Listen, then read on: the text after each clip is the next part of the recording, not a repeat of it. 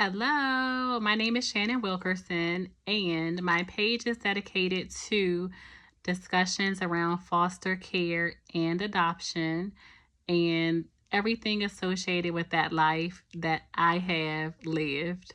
I also have a website called livedexperiences.online, and feel free to connect with me there. So, in this video, I'm going to be talking about bonding and connecting with a child that's coming to your home from foster care or a child that you are adopting either from foster care or some other organization. So I'm going to just be talking briefly about how to get that connection going, how to start that connection, and kind of the do's and don'ts based on my personal experience and then what I know as a professional.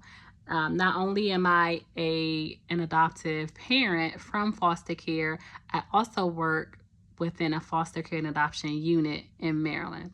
So that is where my experience comes from, professionally and personally. Okay, so how to form the bond and attachment with a child that's coming into your home. Now, obviously, this is going to be different based on age. What I'm going to be talking about is primarily for a child who is between 5 and 10, so older children coming into your house. And of course, it will still apply to kids who are a little bit younger and then a little bit older, right? So 5 to 10 is kind of like the target, but you can apply it however you see fit based on your personal situation within your house, okay? So the first thing that I would like to point out, or the first step, is to understand who they are,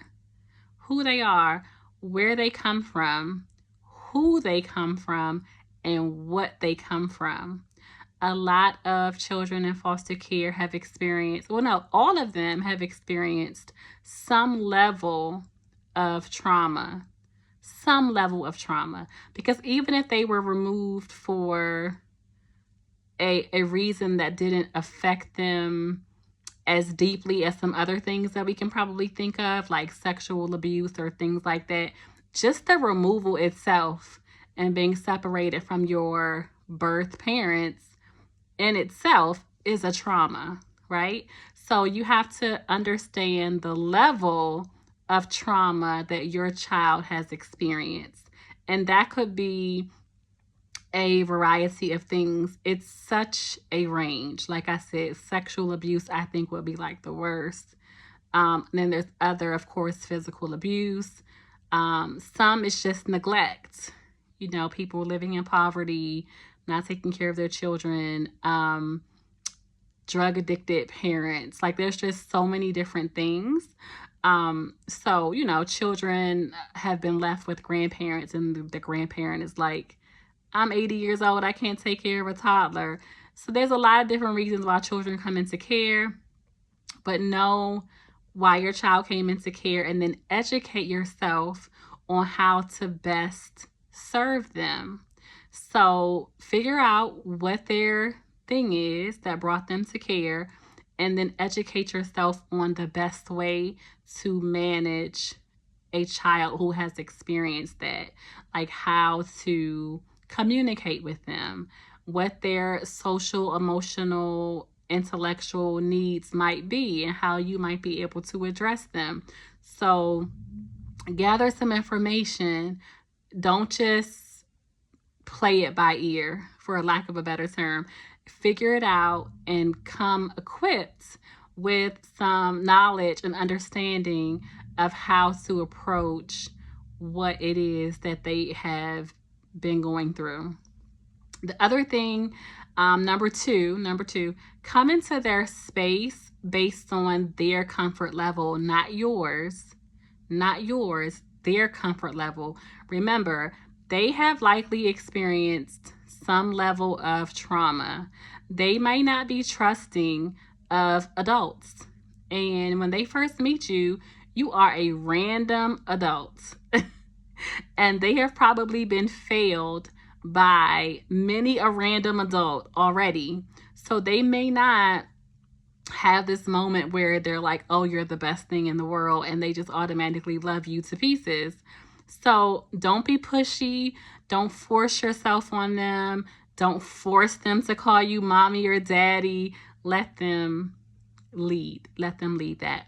I'll tell you a quick little story. So when I met my children for the first time, I was so excited to meet them. So excited. Could not wait. Met them on my birthday of all days. So this is extra special, extra wonderful. I cannot wait. I'm anticipating this moment. And I get to their foster home where they had been staying. And they were not that into me. They were not that into me. They were very hesitant to interact with me. It was a very quiet visit. They were just, trying to figure out who I am, why I'm there, if I'm the real deal, because I had not been the first person who they had met. So they were just not feeling me like that on that visit. Slowly, during that same visit, they would come a little bit closer to me physically, like because they were across the room. They would like inch their way over to me. And then my youngest daughter, at some point, obviously she wasn't my daughter yet, but in my heart, she was my daughter from way before that first visit. So she showed me a toy, but she kind of showed it to me like, here, like, I still don't like you, but I'm going to show you, I'm going to show you this anyway. I still don't like you though. Don't get it confused. I'm not really here for you, but since you're here in my space, look at this toy. And I was kind of like, oh, wow, that's so cute. This is so fun. Can I play with this? And so she kind of started talking to me a little bit, but still checking me out and very reserved and very just like, I don't know you like that. Excuse me. So, and my other daughter, I don't even think she came over to me at all at that visit. She was just like there. So they were not feeling me at all. The second visit I had with them, I came and picked them up and took them to the aquarium. And during that visit, they opened up to me a little more because we were together for several hours and it was just myself and them, and not many, they could not escape me. There was no distractions. There was no social worker. They could not get away from me. It was like, okay, I'm stuck with her, so I'm going to just enjoy the day.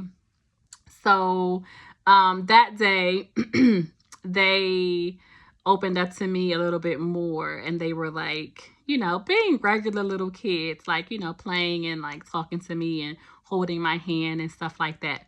So the third visit, I was able to take them to my house. And this is when our world changed. So I get them to my house and I'm like, this is your house. This is your room. These are your toys. This is your playroom. Everything here is yours. These are your clothes. These are your shoes. This is your yard where you can play. This is where you're going to live with me. That day, I became mommy. That was the first time they both started calling me mommy. So it didn't take long. It was 3 visits, and I did not force myself on them. I did not come into it like, call me mommy. They asked me, what should we call you? And I said, what do you want to call me? And they were like, what is your name? And so for the first 2 visits, they would call me Miss Shannon. But they only called me that maybe a few times, and then most of the time they didn't address me by name at all. And then next thing you know, I was mommy. Third visit, I'm mommy.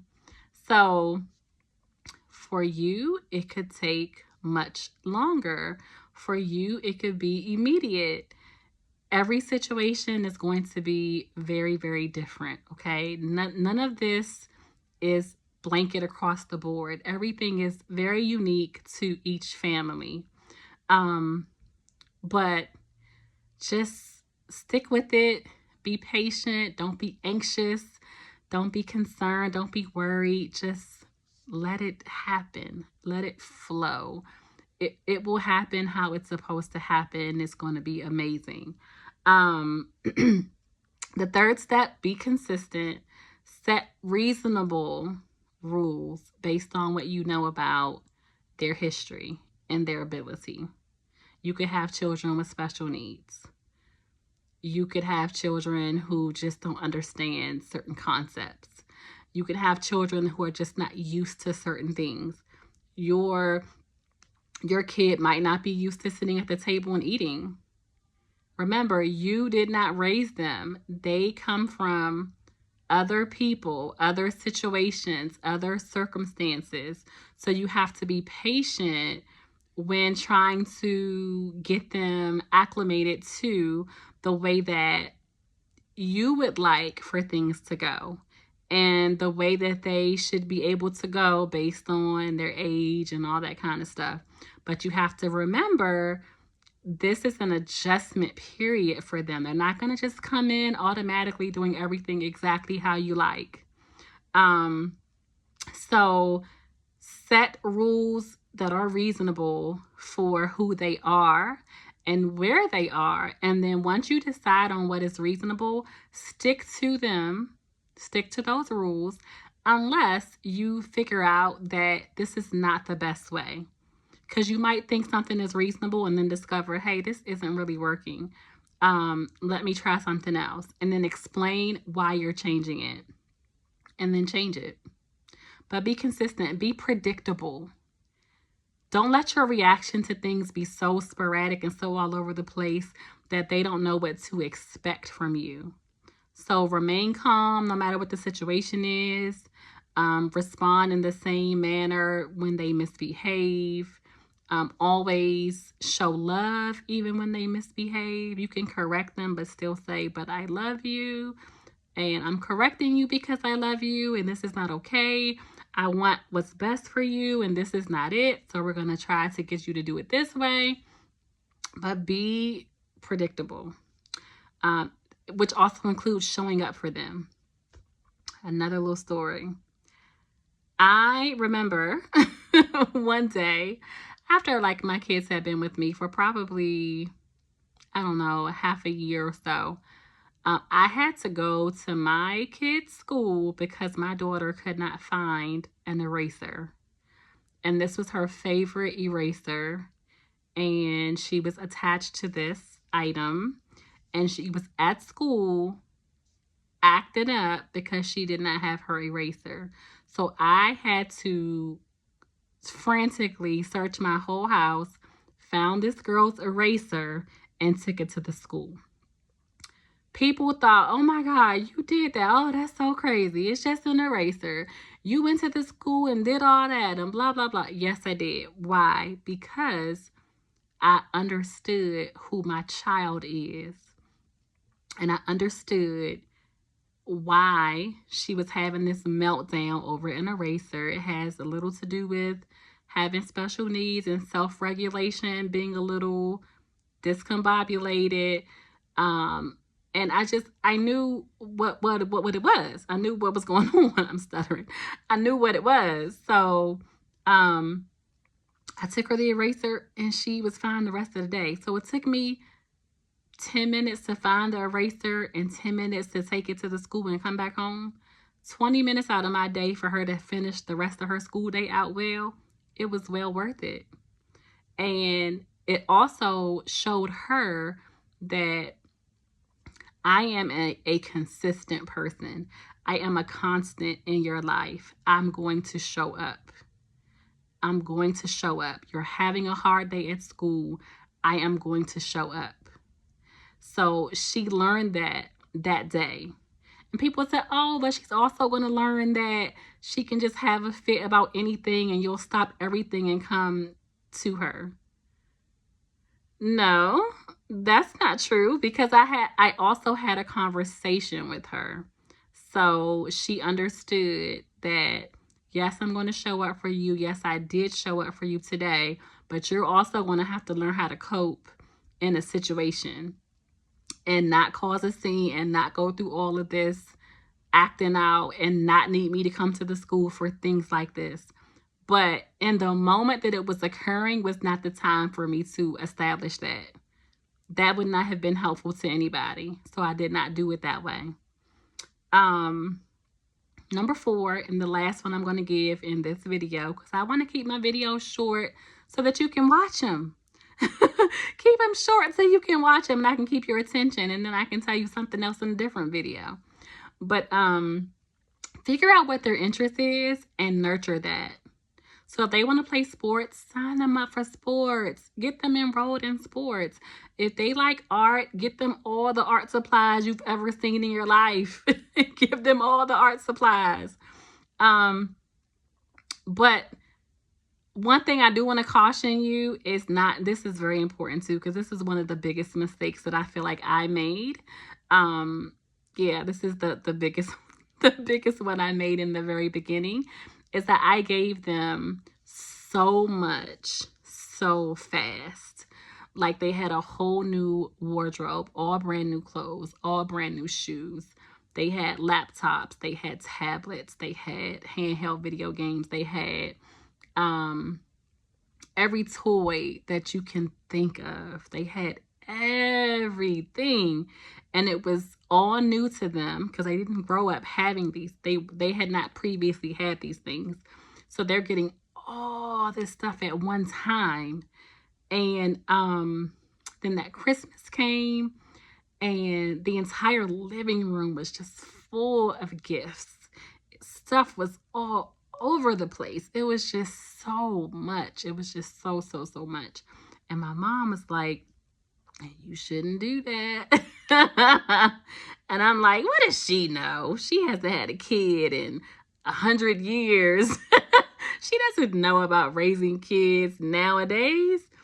So, my mother caught on quickly to what I was doing, which was I felt like I had to make up for their whole life in a year. Like everything that they lacked, everything they didn't have previous to coming to me, I had to make up for it all in the first year. We went to Disney World. We went to Sesame Place. We went to Busch Gardens. We went to Virginia Beach. We did this stuff in a year. Like, it was crazy.